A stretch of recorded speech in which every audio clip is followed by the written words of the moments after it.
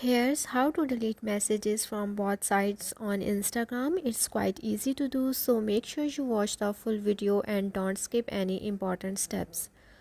For this, first you will need to open your Instagram account. After signing into your Instagram account, now you have to simply click on the messages or the messenger icon at the top right corner of the screen. If you send a specific message to a person and now want to delete it, you can simply go to their chat. Here, just to show you, I'm gonna send a message to this person.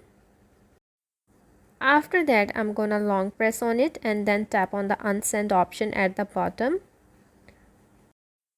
Once you tap on this option, now your message will be deleted from both sides.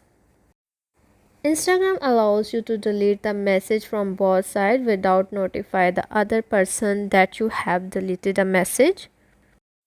So that's how you can delete a message on Instagram from both sides.